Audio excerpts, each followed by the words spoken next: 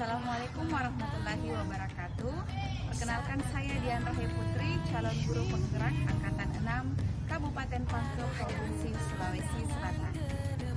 Pada kesempatan ini saya akan memaparkan aksi nyata yang telah saya laksanakan di sekolah ini, SMK Negeri 1 Pangkep, yang berkaitan dengan budaya-budaya positif. Baiklah, selamat menyaksikan. Bergandeng tangan untuk negeri, era kita menanti berseri. Kita belajar Pancasila, kita bernafas dalam sila-silanya. Kita belajar Pancasila, ayo kita jaga untuk Indonesia. Bersatu dalam perbedaan, terpegang tangan dan berlari. Singkirkan egomu, oh kawan, demi negeri ini. Jadilah generasi emas, cerdas berkarakter, itu kita. Berjuang dan harus berani, kita terus torehkan prestasi.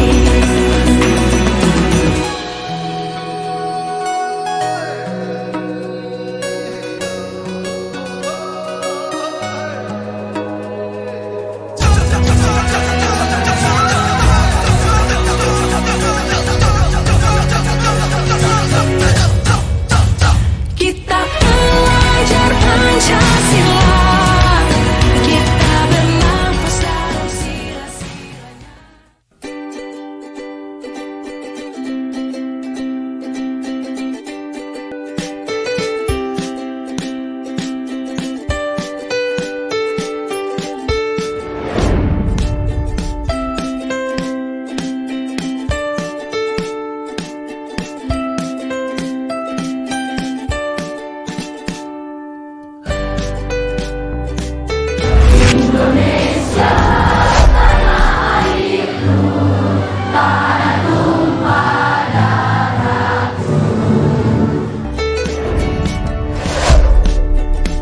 Sebelum kita makan, mari kita sama-sama membaca doa.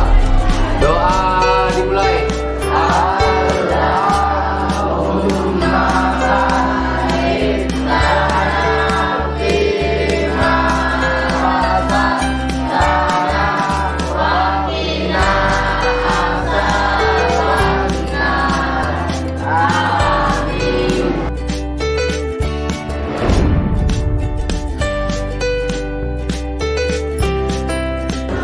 Baiklah teman-teman, marilah kita membaca doa setelah makan.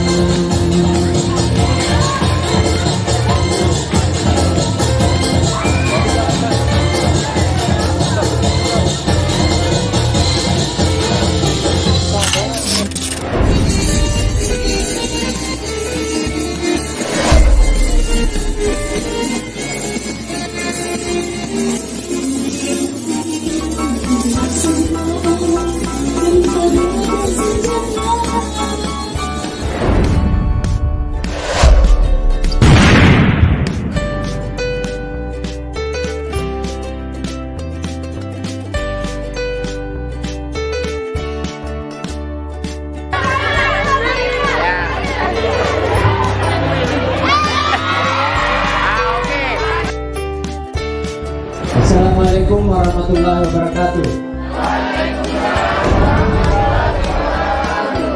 Deklarasi Sekolah Ramah Anak SMK Negeri 1 Pangkep. Kami warga SMK Negeri 1 Pangkep berkomitmen.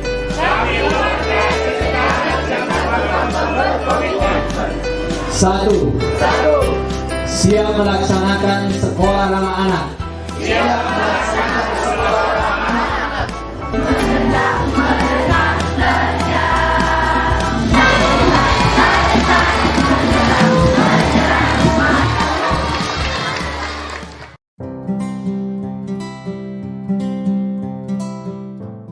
Posisi sebagai pemantau dan terakhir posisi sebagai manajer. Nah ini semua ada dampak dari psikolog anak. Baik, akan dijelaskan di sini. Pertama adalah pemukul. Nah ciri-cirinya dari posisi kontrol guru seorang pemukul, nada suaranya tinggi, bahasa tubuh, mata melotot, dan jari menunjuk-nunjuk menghardik. Ya. Contohnya misalkan, ini terlambat lagi, hari ini terlambat lagi, kapan bisa datang tepat waktu? Ya, biasanya begitu ciri-ciri dari pembuku. Nah, kalau ditanyakan kepada diri Anda, bagaimana kira-kira perasaannya itu murid kalau kita di posisinya ketika kita berhadapan dengan guru yang berbicara seperti itu?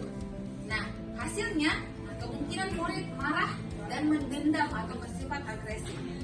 Bisa jadi sesudah kembali duduk, murid tersebut akan mencoret-coret bukunya atau meja tulisnya. Lebih buruk lagi, sepulang sekolah murid melihat motor atau mobil bapak ibu guru dan menggores kendaraan tersebut dengan paku dami.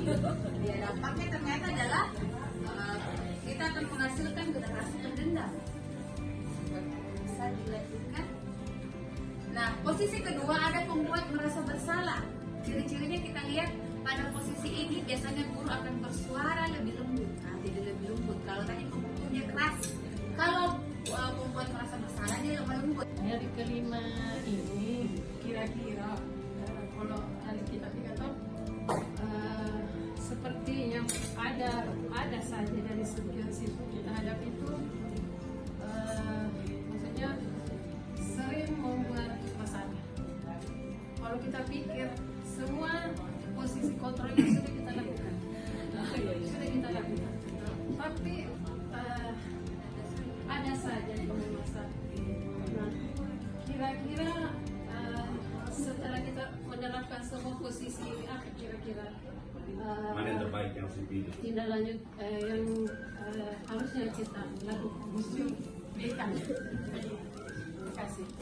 Silakan untuk pertanyaan dari Bu Sudari, Ibu silakan untuk jawab. Terima kasih atas pertanyaannya.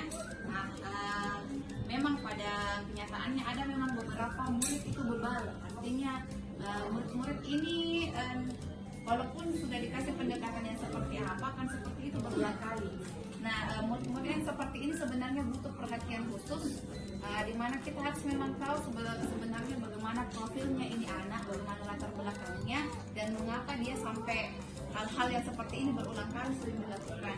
Sehingga 5 posisi kontrol ini yang kadang kita mau jadi manajer, malah turun jadi pemantau, bahkan turun jadi teman, bahkan terakhir yang paling parah kita sebagai pemukul.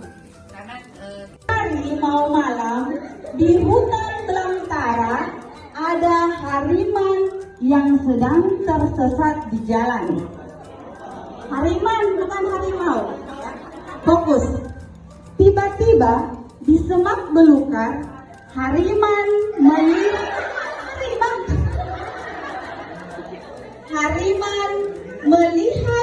harimin.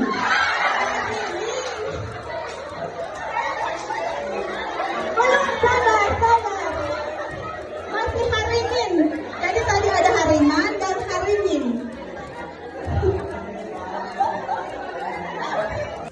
Melihat harimin dikejar harimau. Siapa yang menangkap ibu tepuk tangannya dulu semua biar kita semangat pada siang hari ini.